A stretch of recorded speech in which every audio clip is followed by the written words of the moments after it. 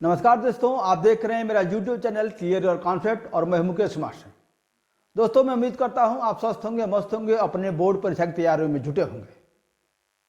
दोस्तों, आज का हमारा टॉपिक है आर्थिक महामंदी का परिणाम एवं उसका प्रभाव। इसके पहले वाले वीडियो में हमने जाना कि आर्थिक महामंदी क्या थी और आर्थिक महामंदी के कारण क्या थे। आज की सेशन में हम जानेंगे कि इस आर्थिक महामंदी का वैश्विक अर्थव्यवस्था पर क्या प्रभाव पड़ा या उसके क्या परिणाम हुए। दोस्तों, यदि मेरा वीडियो आपको अच्छा लगे तो प्लीज़ मेरे चैनल को सब्सक्राइब करिए और उसे बेल आइकन प्रेस अवश्य करिएगा, ताकि जो भी मैं वीडियो बना रहा हूँ आपकी बोर्ड की परीक्षा को बेहतर बनाने के लिए, खासकर सोशल साइंस और हिस्ट्री इकोनॉमिक्स से जुड़े हुए विषयों से आपको उससे लाभ मिलेगा। इसलिए आप मेरे चैनल को सब्सक्राइब करिए, लाइक करिए और शेयर करिए। दोस्तों, तो शुरू करते हैं वीडियो।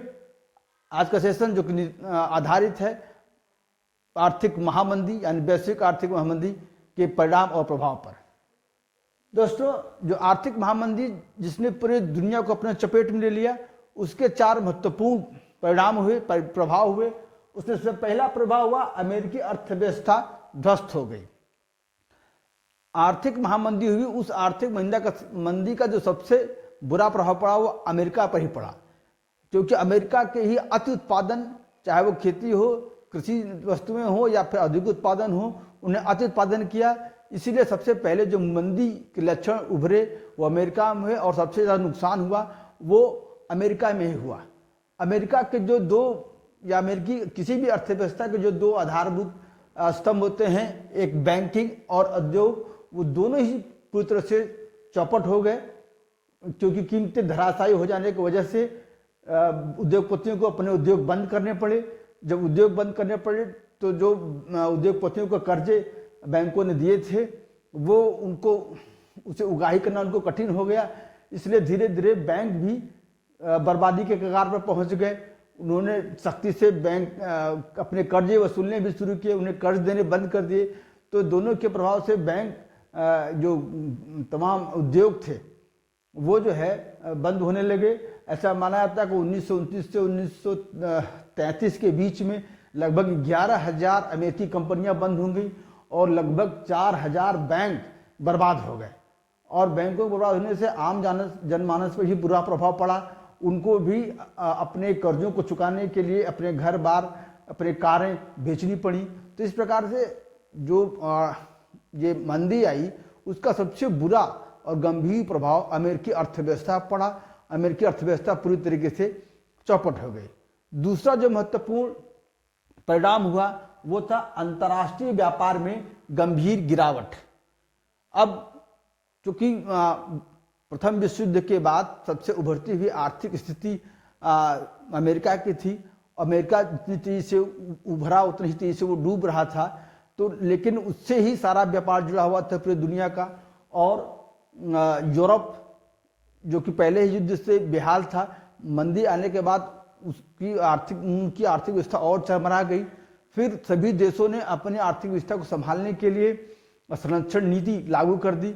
उन्होंने आयात पर ऊंचा सीमा शुल्क लगा दिया सभी देशों ने, जिसके वजह से सीमा शुल्क अधिक होने की वजह से जो व्यापार था, अंतर्राष्ट्रीय व्यापार, उसको गहरा धक्का लगा और व्यापार लगभग ठप पड़ गया। तो दूसरा जो सबसे बुरा प्रभाव हुआ वो अंतर्राष्ट्रीय जो व्यापार था, लेन देन था, संरक्षणवादी नीतियों की वजह से वो बिल्कुल ठप पड़ गया। अब जो प्रभाव हुए, तीसरा है यूरोप में तानाशाही का उदय।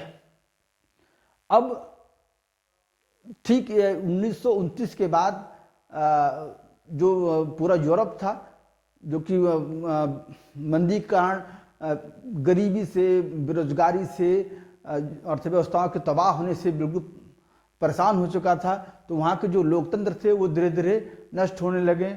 और जर्मनी, बल्गेरिया, पुर्तगाल, पोलैंड, रोमानिया, यूनान आदि कई देशों में से लोकतंत्र समाप्त हो गया और वहाँ पर अधिनायकवाद की स्थापित हुआ, तानाशाही स्थापित हुई। जिसमें से प्रमुख जो तानाशाही थी वो जर्मनी में हिटलर और इटली में मुसोलिनी का उदय हुआ।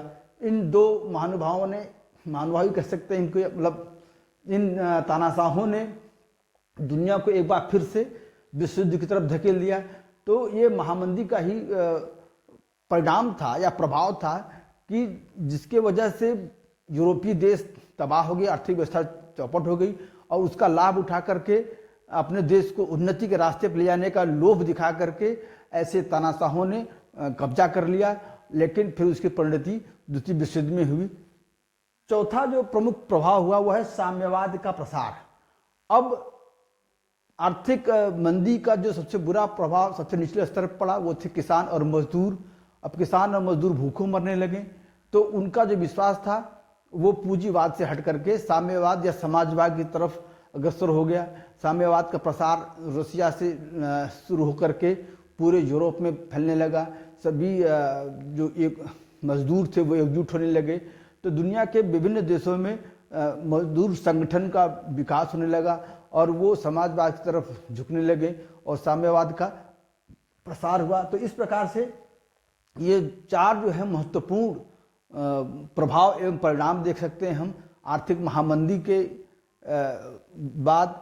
चूँकि आर्थिक महामंदी 1929 से 1933 तक रही, 1931 में वो अपने चरम पर थी। तो हम देख सकते हैं कि ये वो प्रमुख परिणाम रहे जिससे पूरी दुनिया प्रभावित रही और पूरी दुनिया का व्यापार जो था वो बाधित हो गया इस महामंदी के वजह से। तो दोस्तों, मैं उम्मीद करता हूँ एक बार फिर से कि आपको जो है मेरा वीडियो पसंद आया होगा। पसंद आया हो तो प्लीज़ आप जो है मेरे चैनल को सब्सक्राइब करिए। अब इसी टॉपिक के तीसरी कड़ी में मैं इस आर्थिक महामंदी का भारत पर क्या प्रभाव पड़ा इस पर आपके लिए एक वीडियो लेकर के आऊँगा। तो प्लीज़ मेरे चैनल को सब्सक्राइब करिए ताकि आप जो है उस वीडियो से लाभ उठा सकें। तो इस वीडियो के साथ फिर से मिलेंगे, तब तक के लिए धन्यवाद।